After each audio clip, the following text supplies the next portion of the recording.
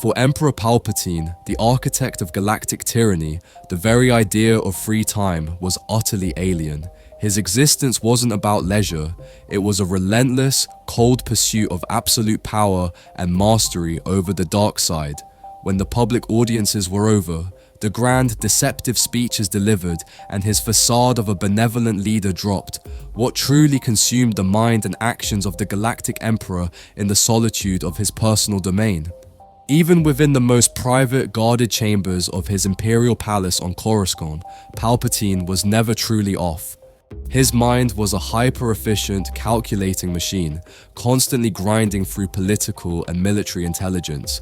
He spent solitary hours poring over reports from the Imperial Security Bureau and Imperial Intelligence, sifting through data not just on troop movements or economic output, but on the psychological profiles of his key figures.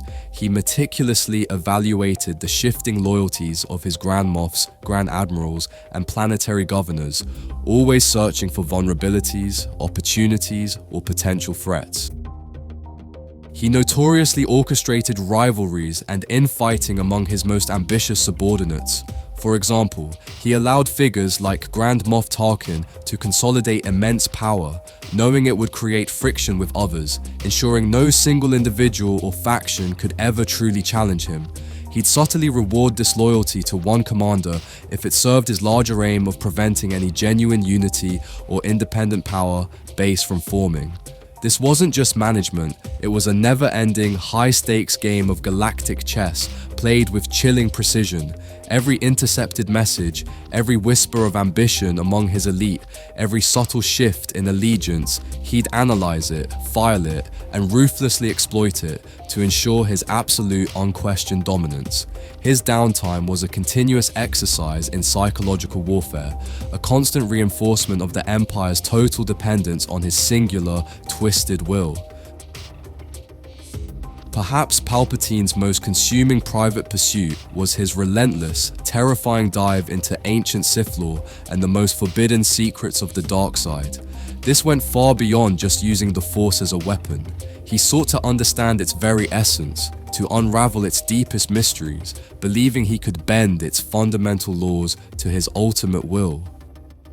He meticulously studied, deciphered, and perhaps even tortured himself with long-lost Sith holocrons, gaining insights from figures like Darth Plagueis, whose mastery of essence transfer fascinated him.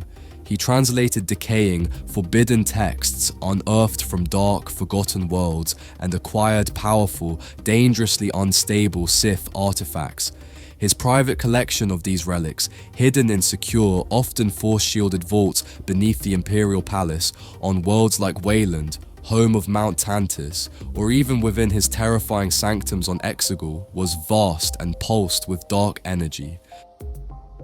His quest in these solitary moments was driven by a horrifying ambition to transcend death itself and achieve true, malevolent immortality. Palpatine was utterly obsessed with mastering essence transfer, the ability to project his spirit into new bodies, a power his master Darth Plagueis had studied intensely.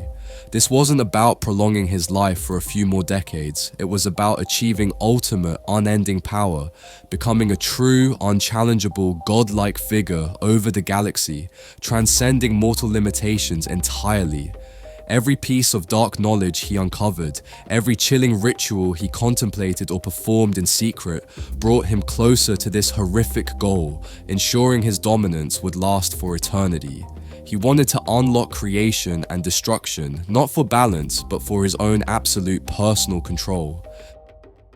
Beyond the public face of the Imperial war machine and the construction of the Death Star, Palpatine dedicated significant, private attention to his most secretive, experimental, and ultimately destructive projects.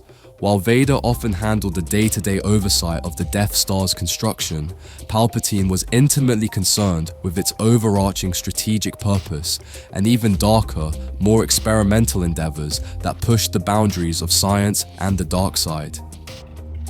These included the development of highly classified superweapon designs, far beyond the Death Star's capabilities. We can infer his involvement in concepts like Project Stardust, the Death Star's genesis, or the research that would eventually lead to the Ziston-class Star Destroyers armed with planet-killing cannons seen later on Exegol. He also pursued unethical attempts at cloning Force sensitives like Project Necromancer, manipulating life itself through genetic experiments, or engineering new, unspeakable forms of dark side power and technology that would solidify his eternal rule and crush any lingering resistance. His involvement was often intensely hands-on, reviewing secret schematics, demanding progress reports from frightened scientists, and pushing his engineers and dark side adepts to their absolute psychological and moral limits in the shadows. He didn't just give orders, he personally reveled in the specifics of annihilation, meticulously crafting his tools of galactic subjugation in private. Even in his chambers, Palpatine's thoughts constantly revolved around his tools, especially his dark side servants. He dedicated considerable private time to meticulously shaping, testing, and controlling them.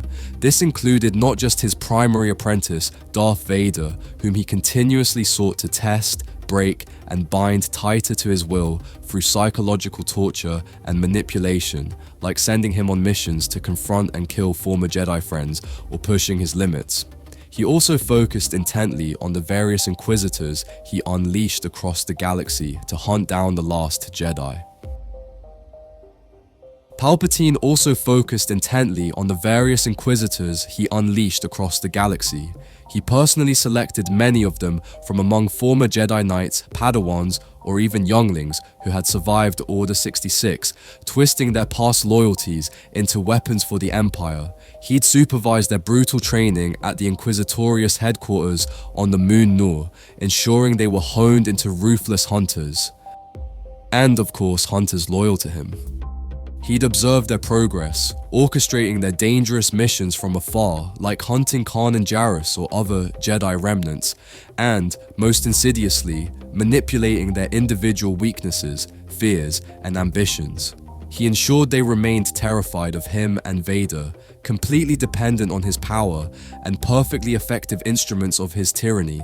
Every holographic conversation, every subtle command, every casual dismissal was carefully designed to deepen their fear, reinforce their absolute reliance on him, and cement their total obedience. Beyond them, he spent time cultivating loyal cultists, such as the Sith Eternal on Exegol, who would serve his secret resurrection plans and tirelessly prepare the infrastructure for the Final Order, a fleet of Star Destroyers armed with planet-killing weapons.